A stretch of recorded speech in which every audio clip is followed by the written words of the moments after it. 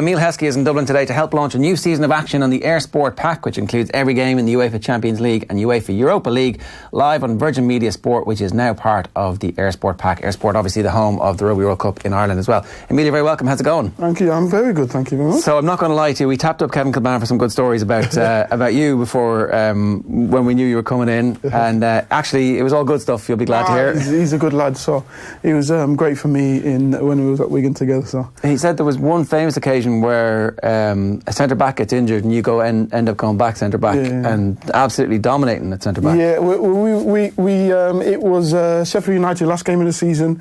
We had to win to stay up. Pressure's on us. We were winning the game. Last 5-10 minutes, I think, the pressure and everything. Everyone's going down with cramp and everything. I just remember going back and I'm thinking, no, I've got to get back in there. And all I thought was head it and kick it. Well, like to be fair, any defender should really. Just head it and kick it. So every ball that come in, it just seemed to come on my head it. And every ball that dropped, just kick it. And it was brilliant, to be fair. We stayed up and it was weird because Paul Jewell resigned. Straight away? Yeah. But you could see the pressure on. You could see the pressure on it taking its toll on him. You know what I mean? So, yeah. It doesn't sound like you have a great store in the great art of defending. You're like, head it, kick it. That's a defender's job. That's it. That is really. It's defending. Don't get me wrong. At the end of the day, when it comes to the actual playing out of it, that's the next step. Yeah. But let's get the fundamentals right first, which is head it, kick it, clear it. Fair enough. You've got a book out at the minute where it's called Emile Heskey Scored. Mm-hmm. What's with the? Well, the little thing is the 5-1 against Germany, and then there's a song out that Emile Heskey scored. So I thought, why not use that? Yeah, why not? So that's the greatest day in English football since the World Cup, right? We remember that day really well because we beat Holland 1-0 that day and also secured a playoff for the World Cup. You guys qualified as well. So, and it's a week before September 11. It's like the whole world is happy and great and everything is great, and then loads of stuff. Yeah. Did you get to celebrate that stuff in your career in a way that? Not really. As well, I think that was the weekend, and then the following Tuesday or whatever, we'd had another game. So really, you couldn't really take in the actual moment, but you really don't notice it properly until like even now, when I meet people in the street, like you saying, you know exactly where you was, and wherever I go, people and I'm talking young kids who would have been about 5, 6, 7, 8, 9 at the time. They're telling me, "Yeah, I remember where I was doing this and I was doing that." It's like, wow, everyone remembers that game. Yeah, and you've a central role in it, and it should be the start of a very warm embrace from the English football public because it's a key moment in English football history. Yeah. And yet, even Heskey Scored suggests that warm embrace doesn't really happen. It doesn't. There's this notion that I didn't score enough goals, or I'll give you a funny story. I met a guy in I can't remember where I was somewhere, and a fan come up and said, "Oh yeah, Heskey, how you doing?" Blah blah blah. I don't get called Emile, by the way. I get called Heskey. Right. Everywhere. Heskey, how you doing? Blah. Yeah, not too bad. How you doing? Yeah. He was a great player, but he just didn't score enough. I scored over 100 in the Premier League. He went, "Oh, did you?" I went, "Yeah." He goes, "Oh, I didn't know that. Well, I'm a rugby fan anyway." Oh. So you're coming up to me and say, but this is the notion that people will actually get if you don't really know football. Yeah. That I didn't score enough, and so that must piss you off. It doesn't really bother me. It happened, and it's happening. Even now, you talk about a lot of people talk about the stuff about Lukaku. We'll go, "Oh yeah, he's not good at this, he's not good at that, he's not good at this." Top scorer for Belgium, top scorer in most of the leagues. He's one of the quickest, the youngest to get to 100 goals in the Premier League. Yeah. But we forget all this because they're saying that he can't control the ball. Well, he does. He's good at controlling the ball, but he just doesn't. He's not a vision of what you think he should be. Yeah. And people forget about the rest of the good stuff that he does. So, when that's happening and you're playing, does this have an impact on your? I had to stay focused. No, I had to stay focused on myself because at the end of the day, if I wasn't good enough, who would pick you? Really, that's let's be honest. Yeah. I was picked by several. I found out it was 6 different managers. and I couldn't name them the other day, with England. Right. And then I was near on first choice when I was at, especially the first couple of seasons at Liverpool. So yeah, I just had to take it on, and as well, your peers, your players that you're playing with, and even the opposition, they didn't really want to be playing up against Emile Heskey. No, it's true, and so like that you know, your body of work, you score 100 goals. You're one of those on Sky Sports whenever there's the 100 club that they always have. Like, you're one of those guys. So you know, you should be able to relax now, having had a great career, and go, I had a great career. I can still do that. Yeah, okay. But it's just there was that in there that says, oh, you know, he's not good enough. He's not done this. He's not done that. But look what I do. Did you have those voices in your head at the time? Did that ever get through to you? No, in a sense that I wouldn't allow it, because I knew my worth and I knew what I was bringing to the table. So I never, and as well, I distanced myself from actually. Because now it's difficult because you have social media and it's always in your pocket and it's always there in front of you. Yeah. But back then it was newspapers. So if you take yourself away from that, I'll give you another story. We played in one of the European championships, and the newspaper, the tabloids can be tough at times, and especially for England anyway. But one of the things that you should do with the national team is have all the tabloids sprawled all over all over a table. Why? That's my thing as well. That's idiotic. Yeah, but this is as you go for breakfast, dinner, lunch, and dinner. You're like all this negativity, and it took for someone to say, no, we don't need newspapers. We can stay far away from that right now. We need to focus on what we want to do, and I just took myself away from all that. I didn't really read it, and people would come up to you, and it'd generally be friends. Oh, did you see what he said? No, because I don't care. Yeah. Which manager eventually realises we've got to get rid of this, or was it the players that go to a manager and say? I think it was Sven who came in, and then that didn't bother him. So he didn't see why you needed newspapers. Yeah. Who needed them? That didn't make a lot of sense. So, were there managers along the way who helped you with that kind of stuff and gave you the confidence to be the footballer? Martin O'Neill was great. Martin O'Neill was fantastic. I'll say two managers that I had that were brilliant for me. Martin O'Neill, when I first came in, he's a manager that doesn't give you too much information. If you give a young lad information, we know that it's information overload. Yeah, which wasn't good for. So you're 17 when you break into the team? 17, 18. I was 18 when he came, but I was 17 when I first broke into it. So at that stage, he would tell me, just get the balls quick, strong, but just get the ball, turn and run, take people on and create chances. That's it. That's all I did. And it took me to a certain stage. Then when I went to Liverpool, I needed to learn about football then, don't you? You need to learn about different tactics. And I swear, we used to sit in so imagine this being a meeting room, and you've gone from not having meetings at all, and just worrying about yourself and not worrying too much about the opposition, and then sitting in a meeting with a screen there, pitch black, and you sat at the back. I fell asleep in the first 2 to 3. This is Houllier? Yeah. Has he got a pointer? And yeah, the red clicker. Yeah.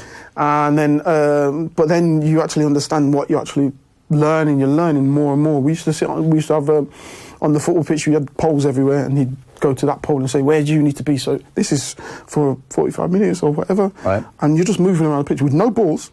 You're just moving around the pitch for shape, and it's just poles everywhere, and you've got to know where this is the ball here. And did everybody respond well to that, or most was half the dressing room going, "Oh, come on, this is"? I would say majority. I would say 90%. Like that. Yeah, and that. Because you're learning, and that was what football was all about. It was about learning, and I'd got to the point where I needed to, and I enjoyed it, and that's why I say them two helped me a lot. You play again with Houllier at Villa, so I think Martin O'Neill signs you, and then O'Neill leaves and Houllier arrives, and just it's in the news at the moment because Stephen Ireland, who's a buddy of yours, has done an interview with The Athletic, and Houllier didn't work out for him that second time. He said that there's a line about Gerrard being off, I don't know if it's looking at the trees, looking at the flowers or whatever it was, but not looking at training, and he just wouldn't really give him an opportunity at Villa. So maybe by that stage, Houlier's career had changed and his drive had gone a bit? Possibly. He had another heart problem there as well, which wouldn't have been great. you know, I obviously play with Stevie, and Stevie's a really good friend of mine. I've just been speaking to him before. So he had a tough time in the sense that football, a lot of people say football goes off at how you train, and I would say you got to train the way you play, regardless of what I say next. It doesn't necessarily go like that at times, because if you look at the way Stevie trained, you'd have him in your team straight away. I don't think there's a better trainer than Stephen Ireland, but I don't know what it was. Why? Clash of personality or something? I don't know, because he wasn't a person that would be outspoken unless he went to the manager's office and gave him a what for in the office where we don't see. Yeah. But on the pitch, he wouldn't be one that would be mouthing off, and you'd be frustrated having him on the training pitch because he's ruining your sessions or anything like that. No. Yeah. He wouldn't say anything in the changing rooms that would pee you off, and you be a manager and say he's finished at my club. No, he was a baller as well. He was a good player. Oh, really good, really good. When you, like I said, if you were watching training, the physical work, as in the running stuff, and the actual ball playing, he'd be your first. But I don't know why there was something not there that managers didn't pick him. He feels like he didn't fulfil his potential. It's not that he's angry about it or bitter about any of the stuff that happened. It's like a series of bad luck and some ill judgment on his part as well in that piece. I don't know if you read the full piece yet. I haven't. I was texting him just then before I came in, and I said, "Where was it?" But he hasn't replied to me. It's in the Athletic. I can show it to you after. There's no problems. And it's open. You really get to, Is it open? Yeah, totally. You get to understand that when he's 18, he was a single parent on 86 quid a week from Man City. Man City gave him another contract when he's playing in the Premier League, still on 86 quid a week. A single parent running out of money. Mika Richards is buying nappies for him at the end of the month. Like, it sounds like a really horrific situation for any lone parent to be in, while at the same time having the pressure of being Man United's new bright, or Man City's bright new thing. At the end of that, he says, I feel like I didn't quite fulfil my potential. Do you feel you fulfilled your potential? Yes, I did. Looking back at what I wanted to achieve, the only thing I didn't achieve was winning a World Cup, which was, it's every kid's dream, isn't it? Lift that trophy, blah, blah, blah. But, I went to 2 World Cups.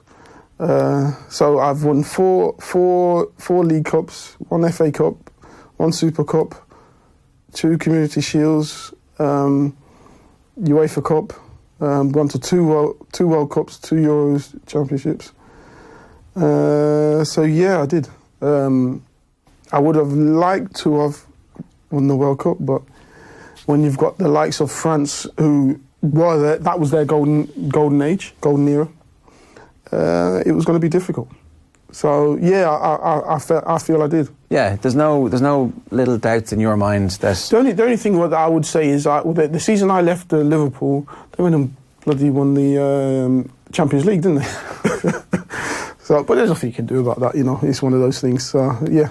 Because I was after Houllier signed for Villa, you had a great start, a couple of goals and assists, and even though they were losing the games, you were playing really well. And he compared you to Didier Drogba and says you're exactly the same skill set as Drogba. At that stage, obviously, Drogba, you're about the same age, I think. Yeah, we're same age. Yeah. 41. Yeah, so that's 9 years ago. He was saying you were 32, and. Obviously, he was considered the best number 9 in the world at that stage, or one of them. Did you have the skill set to be one of the best number 9s in the world, or were you actually getting the very best out of your talent? Were you? I was considered up there, but I was doing all mine between 17 and 24. So I'd won all my trophies by the age of 24. Yeah. So if a different move happens at that point, a different coach happens at that point. Yeah, possibly. Yeah, you don't know where you're going to go. You needed to kick on to that next level to evolve. Yeah, as well. Yeah, I'd moved on from Liverpool.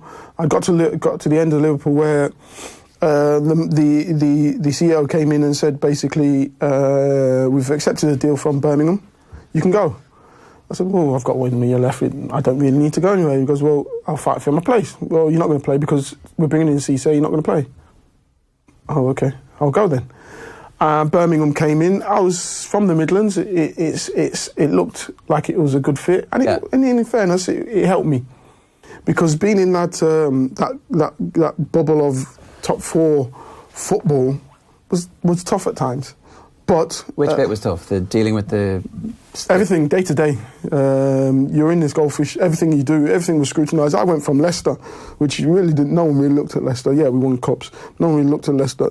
I moved from Leicester to Liverpool, and I was sponsored at the time, so I wore my sponsored attire, and got criticised saying that I should have had a suit on. But I've never moved before. I'm 22 years old. Unless you tell me. Yeah. And this is where we probably, as footballers, are not great with. We have schedules. We're told exactly what we need to wear all the time. So think outside of that box. We don't really think too much. And I didn't know that. Obviously know now, but I didn't know that you were supposed to, at a press conference, wear a suit and tie. But does it really matter?